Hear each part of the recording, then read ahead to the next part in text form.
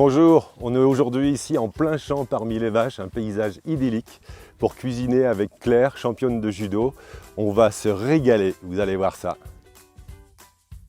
À l'occasion de la fête du lait qui aura lieu le 9 et le 10 novembre au grand kiosque de la Plaine des Cafres, nous avons invité Claire avec qui nous allons préparer une délicieuse recette. Bonjour Claire, Bonjour. Alors comme ça tu es championne de judo à La Réunion. Effectivement, j'étais championne de la Réunion en 2017. Ça remonte, je l'avoue. Ça fait maintenant 18 ans que je pratique le judo au JCM Tampon. Donc nous avons deux clubs, nous avons un au 27e et un autre au niveau du 12e, au Tampon. Eh bien Claire, tu as vu que dans ce décor magnifique, notre première recette aujourd'hui, ça va être la crème de lait patate douce à la fraise. Et c'est quoi concrètement cette recette? En fait, c'est une crème faite avec de la patate douce, donc ça va être quelque chose qui va être assez onctueux. Donc ça nous Il y a permet à de voir. savoir plus ce qu'on met dans nos produits, éviter de consommer des produits un peu plus transformés. Exact. Et tu as vu dans les ingrédients, patate douce, lait, miel et fraises uniquement. Ça te permet de varier comme tu en as envie. Tu peux réduire la quantité de sucre par exemple, l'augmenter si tu veux, et puis changer le parfum si tu as envie de passer à un autre parfum que la fraise. On peut aller au chocolat, c'est très facile. Eh bien tu me donnes un coup de main, on commence? Ok, on commence par quoi? La patate douce, elle est ici. S'il te plaît, je vais te demander de la couper en cubes. Alors fais attention parce que c'est vachement ferme parmi les vaches. Tu vas la couper en rondelles sans te couper les doigts. Ok. Pendant ce temps-là, moi je prépare le lait de cuisson et on va les mettre à bouillir tout doucement.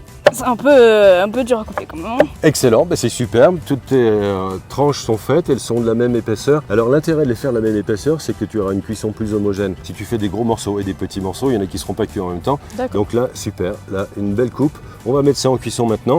Dans un premier temps, on va verser le lait dans la casserole, du Piton des Neiges bien sûr. Et puis ensuite, tu vas amener tes patates douces et les plonger dans le lait. Maintenant, tu vas préparer les fraises. Alors tu vas enlever les pédoncules, c'est cette partie verte là. Comme ceci. Voilà. Sans trop couper trop de chair, tu vois, on veut pas trop enlever de chair de fraise, qu'elle est très bonne. On va les couper juste à ras.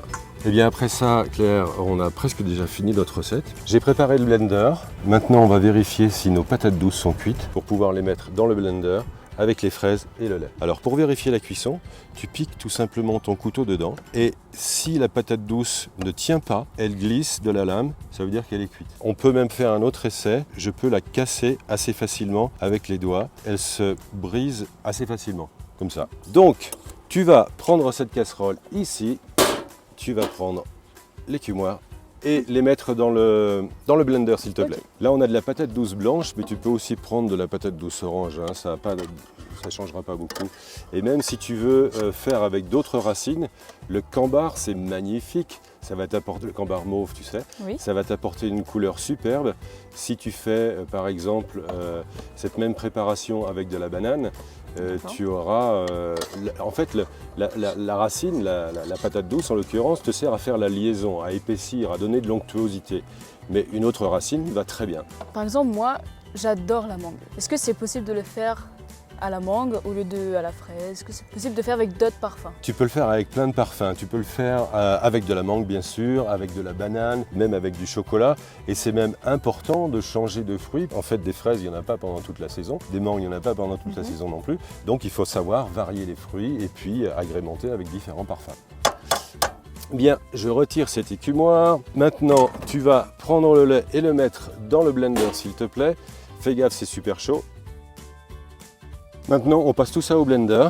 Mais du coup, on mixe pendant combien de temps environ? En fait, tu mixes jusqu'à ce que tu aies une consistance très onctueuse. Je vais faire un petit test, le test de la cuillère, c'est-à-dire que je trempe la cuillère dedans et si je vois que c'est encore un petit peu granuleux, je peux le tourner encore un petit peu plus. Si c'est très onctueux comme de la crème, c'est suffisant. Et maintenant, qu'est-ce qu'on va rajouter? Eh bien, on va rajouter les fraises donc et le miel.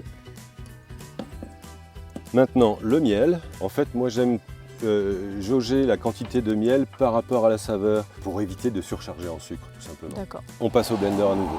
Très bien, c'est bon maintenant, opération dégustation. En termes de goût, c'est nickel, le sucre est très bien équilibré, parfait.